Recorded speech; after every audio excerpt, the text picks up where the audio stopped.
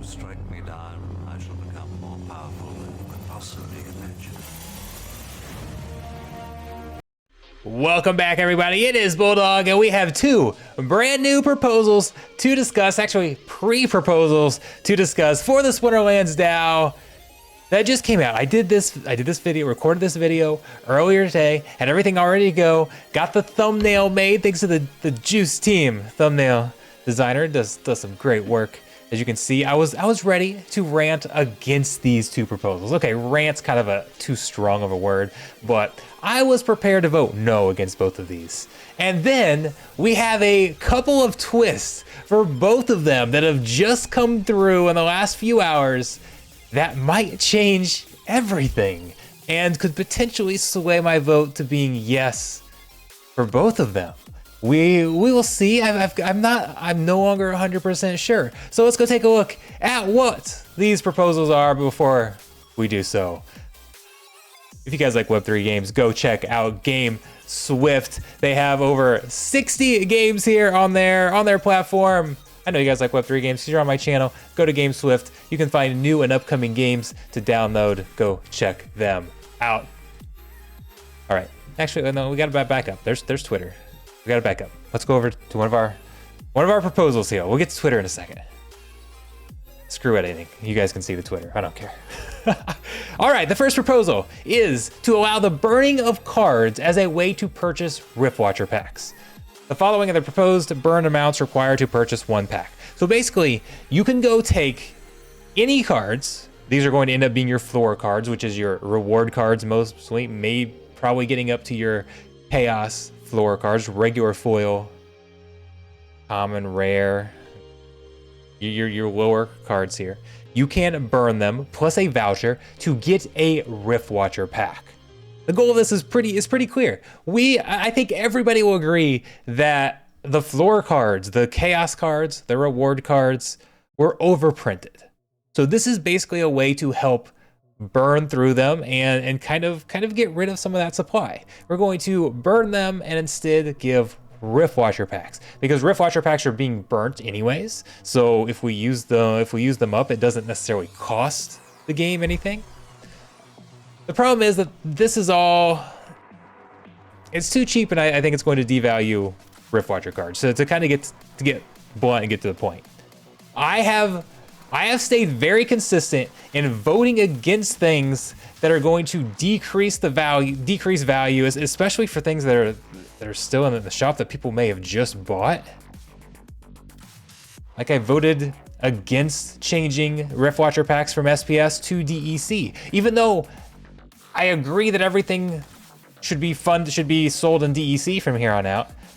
That gave us a 75% discount on Riftwatcher packs, and I think that's not fair to those who bought earlier.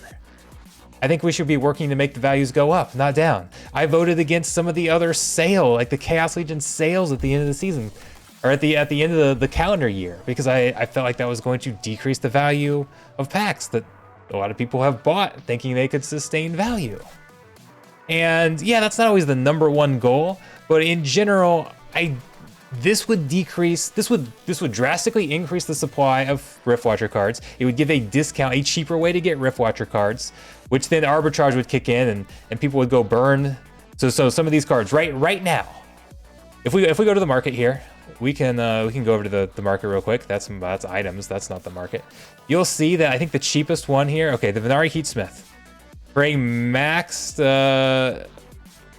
copy, $3.67. For 407 BCX, 370 for 400 BCX. Now, obviously, you wouldn't be able to do a ton of these. That's 400. So that's three. I mean, you're talking about $3.70. Add on a few cents for the vouchers. $3.80 for 2 Riftwatcher packs.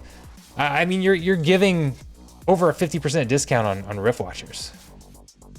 And what you're gonna have is people will go buy up those, turn them into Riftwatcher packs, sell the Riftwatcher packs, or open them up and sell the Riftwatcher cards, and then go repeat the process. And that will drive the value of Riftwatchers down. And I don't think that's fair. How would you feel if you just went last week and bought Riftwatcher packs? Oh yeah, they're on sale, 75%, I'm gonna buy them. I think they'll hold their value, and then we now put them 65% off. I don't like doing that. So it's not that we can never do that. If we have to correct things in the game, then that's one thing. So then the question becomes, because there's no doubt in my mind this decreases the value of Riftwatcher packs. It increases the supply, which will decrease the value. We can debate on how much, whether it would be a huge amount, a small decrease in value, a large decrease in value. There is going to be a decrease in value there. I don't think anybody's really going to debate that. I'd strongly disagree with anybody who does. So then the question is it worth it? What is the gain that we get from that? We reduce the supply of some of our 4-level cards. How helpful is that to the economy? Do we need that? And I'm not sure we do. Like, I mean, I wish we hadn't printed that many, but do we need to go to things like this in order to actually decrease their supply? When we get to land, one of the things I've been talking about is I'm not sure land. Once land really gets going, I think land will produce very well in the first few weeks, maybe even a few months. Once land really gets going, I don't think the cheapest cards on the market are going to be worth putting on land. I think if you take a land plot and put the cheapest cards in the market on them to work, and it won't give you a very good return, because you also have to stake the DEC. Like, I don't think the return will be worth the DEC staked.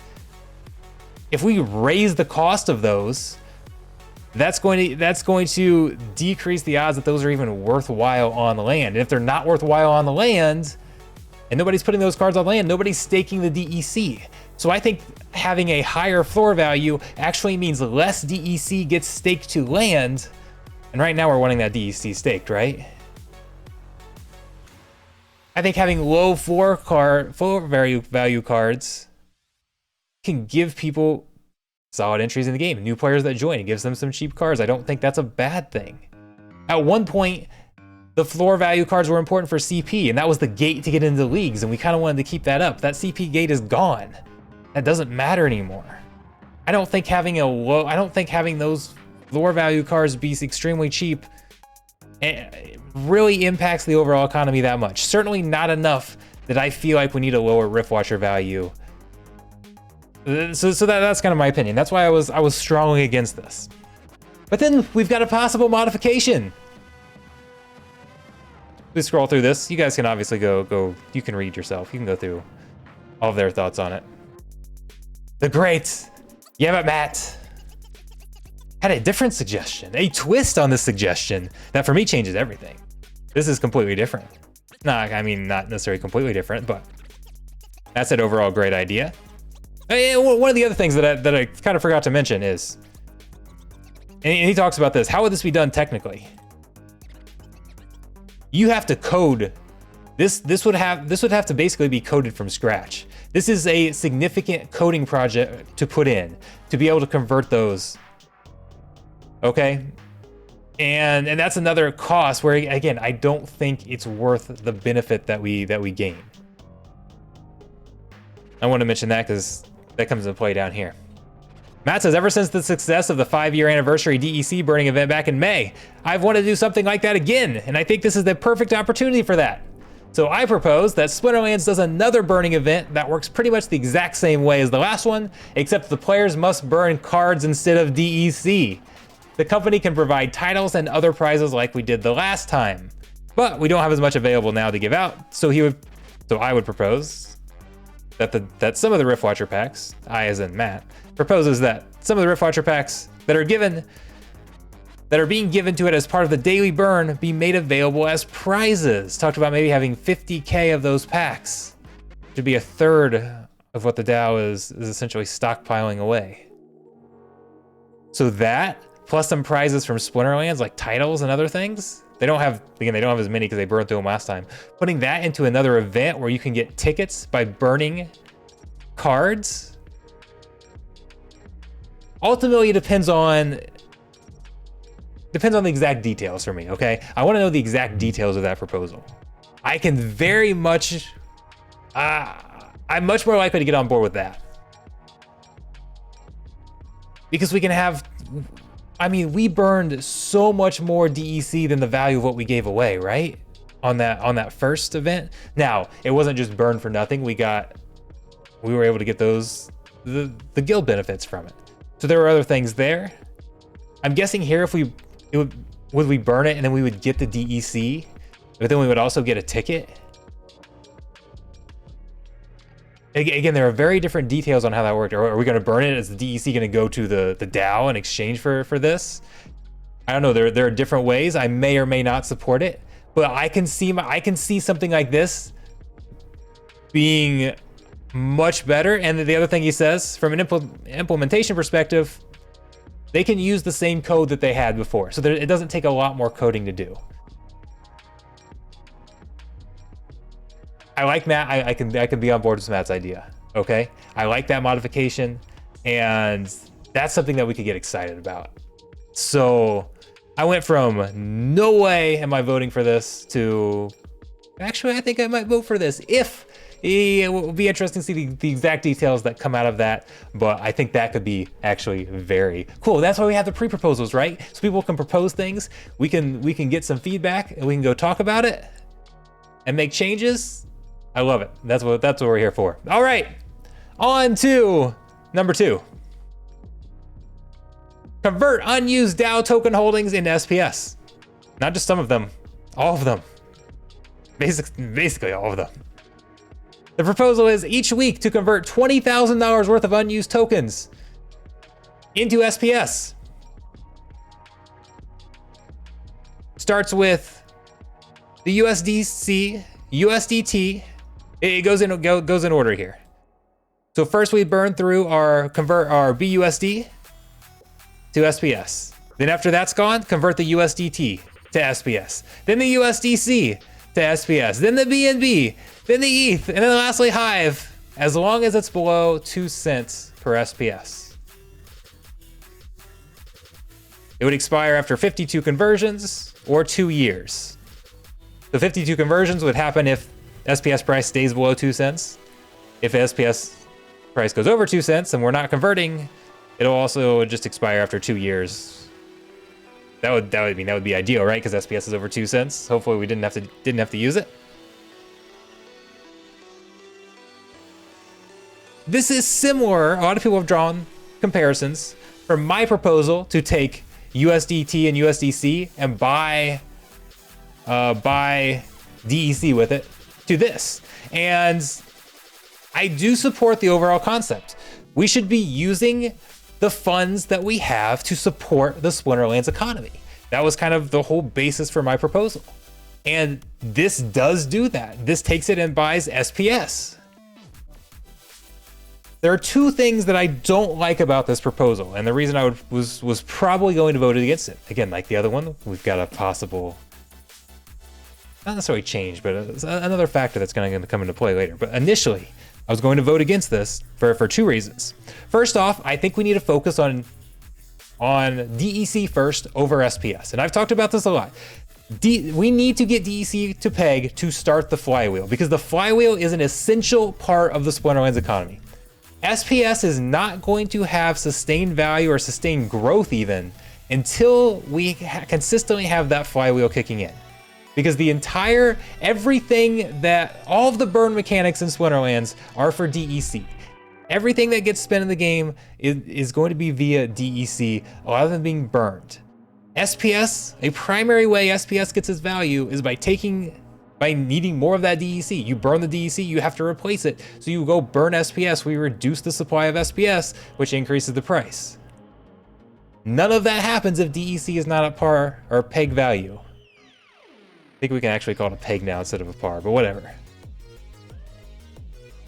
DEC, I know everybody likes SPS and seeing the SPS price. What I've been saying other places is that DEC is essential for this game to work. We must get DEC to peg. The economy will function the exact same way regardless of what the SPS price is. If SPS is at 50 cents, the economy works. If SPS is at 0.005 cents, the economy can still work. It still functions the same way. Yes, all the assets involved will be lower. That's not where we want to be. But everything still can function properly. SPS is going to find a price in large part based on how much of it we burn. The cheaper it is, the more SPS needs to be burned to mint the SPS, and the more we can raise the price. So it's going to kind of find a balance, naturally find a balance there. SPS value is a luxury. Yes, we want a high SPS value, but it's not needed for the economy to function. DEC is a necessity. We need it to be at peg, consistently be at peg in order for it to work. So I want to be using these funds on DEC instead of SPS. That's one thing I don't like. Number two, I don't want to get rid of our BNB, ETH, and Hive. Because I want the DAO. I mean, there are two, I believe there are multiple options, but I think the most common end result is the DAO is going to fund the liquidity pools on its own. The DAO either has to give out rewards to members to participate in the liquidity pools, which it does primarily by minting more SPS, or maybe eventually spending its own SPS, or the DAO has to participate in it by itself. Or it can go other options like giving out game rewards instead of SPS. I'd like to see that. There are some other things I'd like, but I think the most likely outcome that we get to is the DAO funds its own liquidity pools. And BNB, ETH, and Hive are three essential liquidity pools that we need. We need those tokens for those liquidity pools if that's the route we're going to go. So I don't want to get rid of those. I want to get rid of the stable coins and do something with the stable coins. And spending them on SPS again isn't bad. I just think DEC is better. So those are the two reasons that I don't really like this. So as we were debating this, if we go over to why I had this Twitter tab up initially, the Joda here says, because a lot of people said, why not DEC? DEC is better. A lot of people agreed with me. Said, if I'm willing to do it again, the Knights of Pretoria would be willing to fund the proposal to repropose the DEC buy. A lot of people wanted me to repropose it at half of the, maybe like half the volume as it was before. I said I already spent the money once. I didn't really want to keep spending money to send out the proposals. They said they'll fund it. So, probably by the time you're watching this video, we are going to have another pre-proposal up to go spend some of those stables on DEC. I think that changes my opinion on this because, again, I said that this is still good, but I want to use it on DEC. But what if we go through it again? I said it was going to be a smaller amount, so we go through and spend the USD, like the USDC. That'd be 350K on buying up the DEC, and we do that. We spend the USDC on that, and then we spend the BUSD and USDT on the SPS, and we do both. Why not do both? Now, I still don't want to spend the BNB, ETH, and Hive, but if we look at the numbers here, if we take out the USDC, let's say we spend the USDC on the DEC, it would still take about, I think it's 13 weeks to get through the BUSD and USDT. And that's assuming that SPS doesn't go above 2 cents, which it very well might. If we shoot DEC to peg, we add lands, we buy up a bunch from the DAO, it might go over 2 cents. But let's say it doesn't, that would still give us 13 weeks before we start spending these three. That would give us 13 weeks, if we want to keep these for the liquidity pool, 13 weeks to deposit them in the liquidity pool to protect them from this buy. Because this says unused tokens, and it does not list the amounts that are in the liquidity pool. So if we deposit these in the liquidity pool and start earning some SPS off of it, decrease the amount that's going into the market, it would not apply, it would not get used here. So even though I don't like that it's included, my thought is, we go out, we buy the DEC, we use this to buy the SPS, and we put the other three in the liquidity pool to protect them from this. And then I'm good, then I like it. I think we can do it, let's go do it. Okay, let's go right up, let's go put the proposal right now, let's go. Leave your comments down below, how you're gonna vote on these two, plus the third one coming up. Knights of Pretoria, you guys are awesome. I'm assuming they're gonna come through with this, and they're not all talk. The Joda wouldn't say that if they weren't gonna do it. So be on the lookout for that other proposal. I'm excited now. I went from I hate these two ideas to let's do this. Let's go burn some cards. Let's go get DEC to peg. Let's go buy up some SPS for the DAO. Let's go get these other 3 in the liquidity pools. Let's get this thing moving. Let's get land here. Who else pumped for Splinterlands right now? I'll see you guys on the live stream. Thanks a ton.